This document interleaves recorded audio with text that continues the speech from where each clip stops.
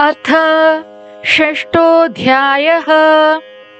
मेषराशेः अश्विनी नक्षत्रस्य चतुर्थचरणम्। शिव उवाच शृणु देवी वरारोहे नृणां कर्म विपाकजम् तदहं सम्प्रवक्ष्यामि यथा कर्मानुसारतः। पुत्रा बहुविधः देवी लौकिका वै विचक्षणाः जायन्ते नात्र सन्देहः तत्सर्वं शृणु वल्लभे। प्रथमः पुण्यसम्बन्धी मातृपितृप्रियः सदा सुखे वा निरतो नित्यं पितुर्मातुश्च यत्नतः।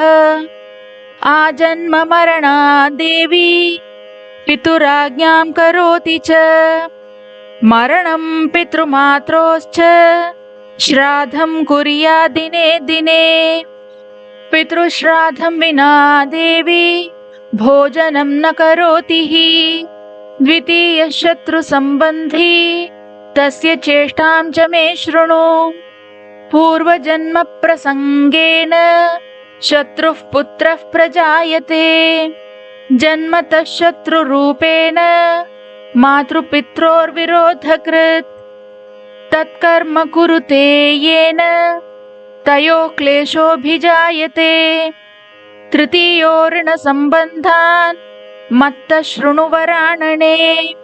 ऋणं यस्य गृहीतं तु न दत्तं हठतः प्रिये तदा पुत्रत्वमाप्नोति द्रव्यदाता न संशयः।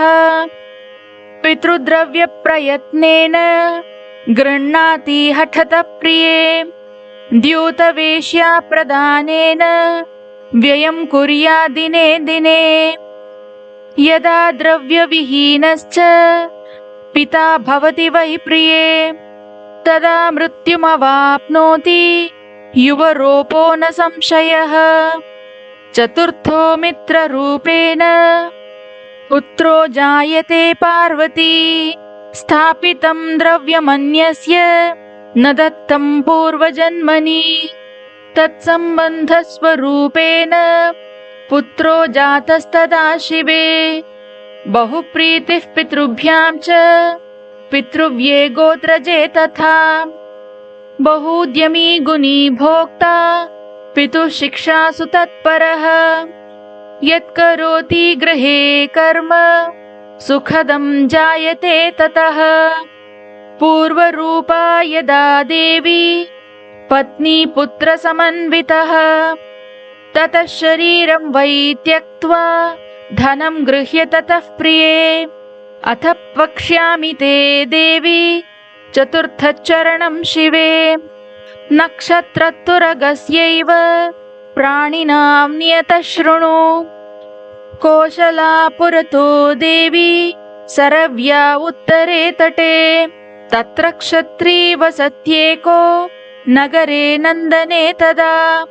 स च धर्मविहीनस्तु लक्ष्मणेति च नामतः।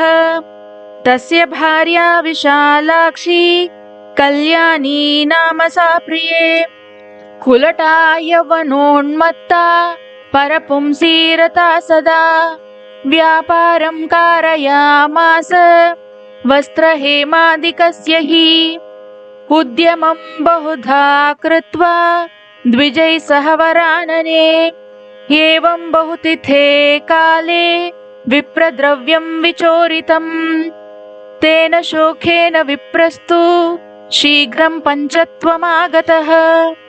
ततो बहुतिथे काले राजपुत्रस्य पञ्चता गतः स नरकं घोरं निरुच्छ्वासं सुदारुणम्। 60 वर्षसहस्राणि भुक्त्वा नरकयातनाम्। नरकान् निःसृतो देवी वृषयोनिः पुराभवत्। ततो वै राजपुत्रस्तु मानुषत्वम् उपागतः। पुरा तु यत्कृतं पापं तदिहैव प्रभुज्यते। मित्रस्य वञ्चना देवी पुत्रस्यैव च पञ्चता। काकवन्ध्या भवत्पत्नी दुःखशोकसमन्विता। तस्य पुण्यं प्रवक्ष्यामि पूर्वपापस्य निग्रहम्। गायत्री लक्षजाप्येन सर्वपापं प्रणश्यति। कूष्माण्डनारिकेलं च स्वर्णयुक्तं सहाम्बरम् गङ्गामध्ये प्रदातव्यं सन्तानार्थं वरानने। वर्तुलाकारकुण्डे हि होमं चैव तु कारयेत्। स्वर्णशृङ्गीं रौप्यखूरीं पट्टवस्त्रसमन्विताम् आचार्याय प्रदद्यात् तत् सपात्रां विधिवत् प्रिये। एवं कृतेन सन्देहो वन्ध्यात्वं च प्रणश्यति। पुत्रपौत्रश्च वर्धन्ते न सन्देहो वरानने। इति षष्ठोऽध्यायः।